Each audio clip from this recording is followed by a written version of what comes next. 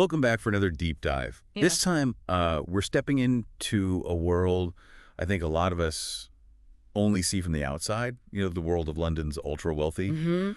We're using Caroline Knowles' book, Serious Money, Walking Plutocratic London, as our guide. Yes. And forget those reality TV shows. We're going deeper. Yeah. We're going beyond the glitz and glam to really try and understand the systems and the impact of this kind of concentrated wealth. Right. And what I think is so interesting about Knowles' approach is she really combines that rigorous academic research with a boots-on-the-ground perspective. Yeah. She wasn't just, sitting in libraries poring over data. Right. She was out there walking the streets of Mayfair, talking to bankers, even mingling with the aristocracy Wow. to really understand how this world operates from the inside. It's almost like an anthropological study. Yeah. Right? But instead of some far-off tribe, it's this exclusive group in one of the most influential cities in the world. Right. Right in the heart of it all. So, what are some of the key takeaways that we can get from this deep dive?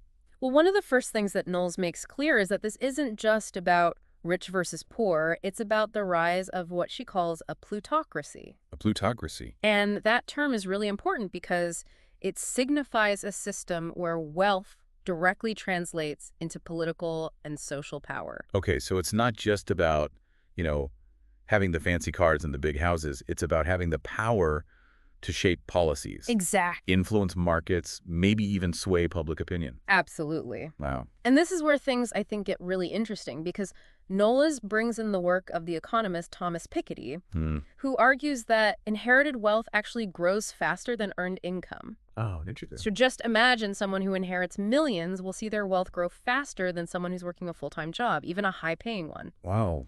So you can see how this creates a sort of self-perpetuating cycle of inequality. Right. It just keeps building on itself. Exactly. And Knowles connects this directly to London's landscape. Okay. I mean, think about it. Sky-high property prices, driven in part by, foreign investors parking their wealth there, making it almost impossible for average Londoners to, afford to live in their own city. Right. So this is an illustration of how these economic theories have real-world consequences for people. Absolutely.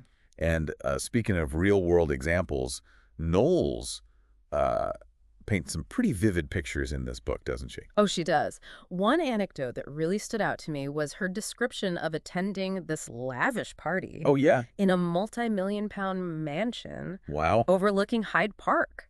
Okay. Champagne flowing, guests dripping in diamonds. The whole 9 yards. The whole 9 yards. But then she steps outside, and right there on the same street are people sleeping rough. Oh, wow. It's this really jarring juxtaposition that highlights that disparity that she's examining. Yeah, that visual reminder. Yeah. That wealth can exist in this bubble detached from the realities that so many other people face. Right, it's a whole different world. So how does this concentration of wealth actually operate? Like, is it just a bunch of individuals with fat bank accounts? I wish it were that simple. Okay. It's much more complex than that. Knowles maps out these really intricate networks of wealth. Yeah. That go far beyond just individuals. Right.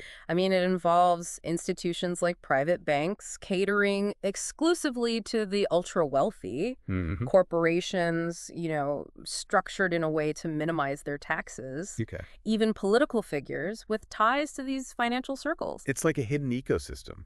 It is. Right, operating beneath the surface of, everyday life. Absolutely. And it's not always operating in the most transparent ways, right? Right. And Knowles doesn't shy away from the shadowy aspects of this world at all.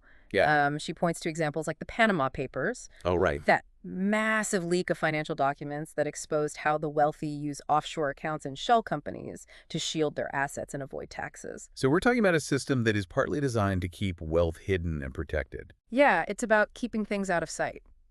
And that lack of transparency, that can have ripple effects, can it? Oh, absolutely. Because when wealth is hidden, it becomes really difficult to hold those in power accountable. Right. It allows for these practices like tax avoidance that ultimately drain resources from public services, impacting everything from education to healthcare. It creates this kind of feedback loop. Yeah.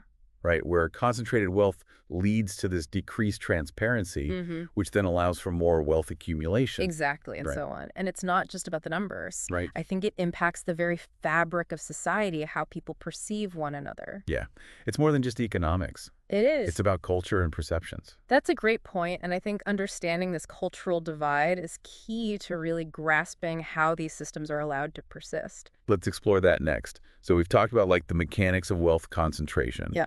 But what about the human element? How does this extreme wealth gap impact the way people see the world, see each other even? Yeah. That's where I think Knowles' ethnographic approach really shines, because she's not just looking at statistics, Right. she's listening to how people talk Yeah. and how they justify their position within the system. Yeah. And one conversation that really stuck with me was an interview she did with a wealthy financier Okay. who was talking about all this philanthropic work he was doing, Okay. donating to various causes. Sounds like a good guy. Yeah, on the surface, Yeah. giving back to the community. Right. But then he makes this comment about how the working class just needs to pull themselves up by their bootstraps, Oh, wow. completely overlooking, the systemic barriers that so many people face. Yeah, it's that classic bootstraps narrative It is. that we hear so often, that success is just a product of hard work and individual effort. Right, individual responsibility. But Knowles is showing us it's just not that simple. No, it's not. It ignores the reality that the playing field is far from level. Right. And what's interesting is that this perspective isn't necessarily coming from a place of malice. Yeah. It's really, I think, about a lack of awareness, Okay. a blind spot created by privilege. Mm-hmm. When you've always had access to resources, opportunities, connections, Right. it's easy to underestimate how much those factors contribute to your own success. It's like living in a completely different reality. It is, and Knowles highlights how this cultural disconnect plays out in a lot of subtle ways. Okay. She talks about the exclusive clubs, the private schools, Right. this whole social scene built around wealth, Mm-hmm. where interacting with people outside that bubble becomes increasingly rare. Yeah. It reinforces this idea that the world operates according to a certain set of rules. Right. Rules that benefit those at the top. And this brings up the whole question of philanthropy. Yeah. Like, we often hear about these billionaires donating millions to charities. Right. Is that genuine generosity, or is it something else? It's a complex issue, I Huh. think. There are certainly individuals who are motivated by a sincere desire to give back, Yeah. to make a difference in the world. Mm-hmm. But there's also definitely an element of what we might call strategic philanthropy. Okay. Large donations can be used to enhance one's reputation, Yeah. build social capital, Right. even influence political agendas. So it's almost like philanthropy itself becomes part of this ecosystem of wealth. It does in a way. Right. A way to kind of maintain your position within the system. Yeah, and even leverage it. And let's not forget the role of technology here. Oh, absolutely. Right. Particularly social media Yeah. in shaping our perceptions of wealth. Right. It creates this carefully curated Yeah. presentation of a certain lifestyle. Right. This aspirational thing Yeah. that's often unattainable and frankly a bit misleading. We're constantly bombarded with images of private jets and luxury vacations and Yeah. designers everything. It's this whole aesthetic. It creates a distorted view of what success even looks like. Yeah, and it fuels this kind of aspirational envy, Yeah. this idea that wealth equals happiness. Which is something that Knowles directly challenges in her book. Well, She points out that, despite all this material abundance, mm-hmm. many of the ultra-wealthy that she interviewed Yeah. expressed a sense of emptiness, Oh, wow. a longing for something more meaningful. It's like a paradox. It is. Right, you have all this wealth, but you still feel this kind of lack of fulfillment. Absolutely. And it speaks to a larger point that Knowles makes throughout the book. Right. This isn't just a London problem. Right. This is a global phenomenon. From the very beginning, she connects London's wealth to the wider world. Right. It's not this isolated bubble. Yeah. It's part of a global system. Okay. And she highlights how London's prosperity is really intricately linked to issues like international capital flows, Mhm. the exploitation of resources and labor in developing countries, Right. even the climate crisis. Wow. Think about it. Those luxury apartments in Mayfair, Yeah. those lavish parties, those private jets, Right. they're all connected to this much larger system of wealth extraction and environmental impact. So those networks of wealth that we talked about earlier, Yeah, they extend far beyond London. they do. They operate on a global scale, Wow. moving capital across borders, influencing policies, Right. shaping the world in ways that often exacerbate existing inequalities. So this brings us to a pretty critical question. What can be done about it? Yeah. Knowles doesn't just present a problem. Right. She offers some potential solutions. She does. And this is where she calls for international collaboration, Okay. arguing that we need a more equitable distribution of wealth, Right. not just within countries, but between them as well. So she's advocating for like a systemic shift, It is. not just individual acts of charity. Right. It's about recognizing our interconnectedness and understanding that a system that only benefits a select few is ultimately unsustainable. Right. So we've unpacked the problem, Yeah. the cultural disconnect, the global implications. It's a lot to take in. It is. So what does all of this mean for us? Like us, the listeners. Right. What can we actually take away from this deep dive? That's a great question, and I think it leads us perfectly into our final section. So we've been on quite a journey, haven't we? From the opulent streets of Mayfair to the global implications of this concentrated wealth. It's a lot to process. It really is. So Yeah. where do we go from here? What do we do with all of this? Well, one thing that struck me about Serious Money is that it's not just a peek behind the curtain of wealth. Yeah. It's really a call to action, I think. Okay. It challenges us to examine, our own roles within these systems and consider how we might contribute to a more equitable world. That sounds a little daunting, to be honest. I understand that. Like, it's easy to feel really powerless in the face of such massive issues. Right. But Knowles really emphasizes that we do have power as individuals. It starts with being informed, engaging in critical thinking, and challenging those narratives that perpetuate inequality. You mean narratives like that bootstraps mentality that we were talking about? Exactly, the one that ignores those systemic barriers. Yeah. Recognizing that success isn't solely a product of hard work, Right. but is also shaped by, factors often beyond our control.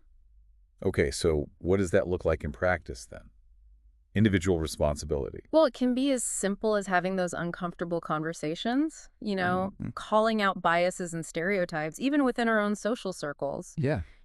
Being willing to question our own assumptions and the way things are. So it's not just about, donating to charity or volunteering your time, though those things are important. Right. It's about a deeper shift in our perspective. Yeah, I think it is. It's about understanding that these issues are interconnected. Wealth inequality isn't just an economic problem. Right. It has social, political, environmental dimensions. It's about understanding that we're all part of this web, this complex web. Yeah. Right. And our actions, they do have ripple effects. Knowles ends her book with this pretty powerful image. She does. She describes walking through one of London's most deprived neighborhoods, Mm-hmm. children playing amidst these dilapidated buildings. Yeah.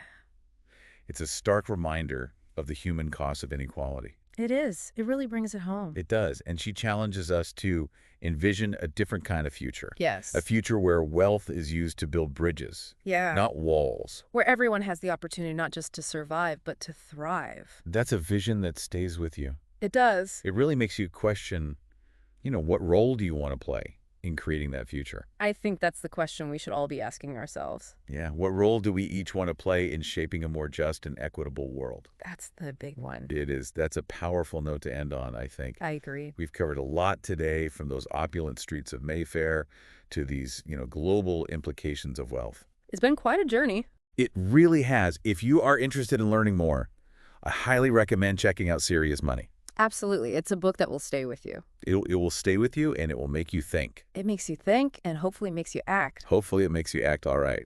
Well, thanks for joining us on this deep dive. Thanks for having me. And we'll see you next time for another exploration into the world of ideas that matter.